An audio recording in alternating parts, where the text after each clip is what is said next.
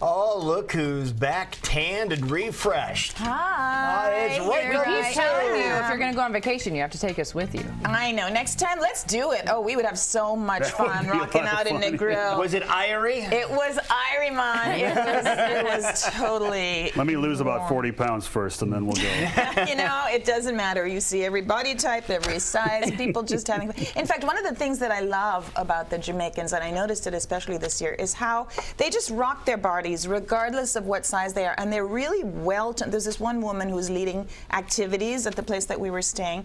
Such a good dancer. I mean, heavy, but just incredibly well-toned and incredibly proud of her body, and I was in awe. I wanted to be able to move like she did. It was really cool. That is great. Yeah. All right, so you came back to a flurry of activity. Oh my gosh, I came back to Donald Trump. I thought I could get away from him for a week, but then no sooner Are they talking about that in Jamaica, or they you could know, give a... It's interesting. The expats are. We were taking a van over from the airport with a woman who's Jamaican who lives in South Carolina, and there are a lot of Jamaican expats who go there for vacation, and she was just saying, you know, she could not believe it, and she is just so hard. She's a huge Hillary Clinton supporter. But yeah, people are kind of scared. But I mean, the crazy thing is, so we come back, and this news is breaking about the San Bernardino shooting, and the very next day there's Trump saying, you know, well, whenever there's bad news, my poll numbers go way up. So he's very gloaty about that. He loves that, and he capitalizes right on it by playing right into the fear-mongering and the stereotypes and the easy solutions.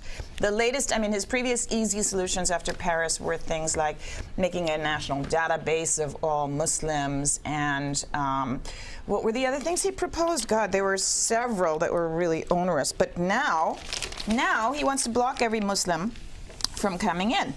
So, which is virtually impossible. Which is impossible, first of all, because how do you know who's Muslim and who isn't? Right. I mean, unless they tell you, right? Ask them a question. There's no line on no the checkbox. Yeah. Exactly. For religion, I mean, it goes against the Constitution to have a litmus test for religion, right? But then the other thing is, I mean, what is that going to accomplish? The majority of Muslims who have been polled around the world and in the United States do not support jihadis, do not support terrorism, are in fact frightened of them. And if you antagonize that population, if you alienate them and make them afraid of overreaction, then they're not going to be on your side when it comes to, you know, telling you who they suspect. Like if they have a neighbor who they think might be plotting something, they're not going to trust the authorities. They're not going to trust federal officials. Why would you call and tell them? Because you see such waves of overreaction. That he does this for a reason. He's not dumb. Yep. And the reason is to get a reaction from, I guess, people that support him, or try and get more people to support him. There's a lot of fear out there and misunderstanding, and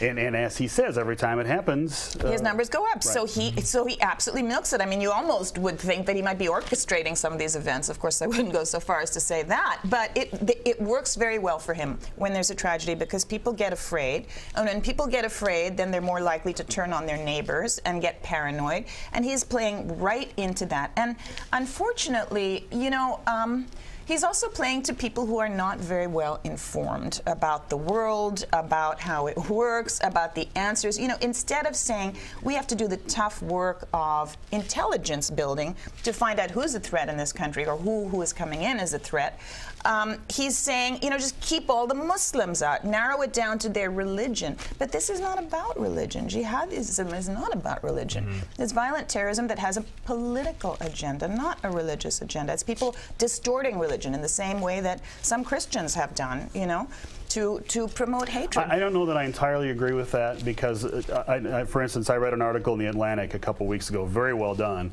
very thorough, but they interviewed both an Islamist who lives in Australia, because he's been kind of quarantined there, and the foremost expert on ISIL or ISIS in the United States, who's some professor somewhere out east. Both of them said that everything that ISIL does comes right out of the Quran. Now, I don't want to offend anyone, but these are people. One is an Islamist, one is an expert on ISIL, and they both said that. Well, so you know, there are also, I would argue, some things in the Bible that seem extremely crazed and violent if you were to take them literally. But the fact is, we don't. This is a different era, and people have their own interpretations. And I think, you know, using religion, pulling out these indiscriminate pieces of a text and trying to piece them together as a program is disingenuous and it has a purely political purpose.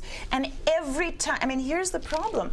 Every time a Donald Trump comes out with a statement like this that's anti-Muslim, then ISIS can use it to recruit more followers. And they say it's bulletin board material, if you want to use a football analogy. Yeah, exactly. And then you have, you have sitting in the U.S. American citizens who are of maybe Pakistani origin, like this San Bernardino killer, and they feel disenfranchised and alienated because they feel that Muslims are being, discriminated against. So they get online and they find their way to some, terrorist blog, and then they start plotting because they're naive and stupid too, and it just becomes a vicious cycle. This is not the way you deal with it. And I have to say, it also speaks to the lowest common denominator among the population. So people who have not read up on the issues, have not studied. And I made an analogy in my column today about a movie that is called Being There. Have any of you seen it? It was made in 1979, and it's a comedy with Peter Sellers and Shirley MacLaine. And it's actually an amazing movie because it's about this kind of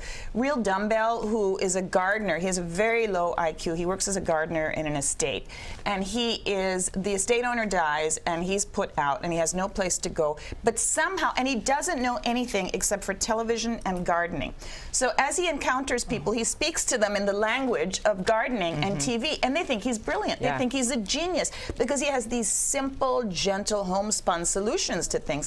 So he actually becomes a presidential candidate. And, it's because people are so desperate for easy, simple answers and someone they can trust. He becomes a TV star, and I think that there's a real correlation there between. That might be a common thread. Yeah, I think there is. I think stepping back from this and leaving aside the part where we're voting for the leader of the most powerful country in the free world, from a communications and persuasion standpoint, this is a fascinating election to me. It really is. It really is, because you don't have to say much, just a few buzzwords, throw them out there, and boom, you have a ready population, whereas it takes so much more time to explain things and talk about strategy, and it's so much more boring.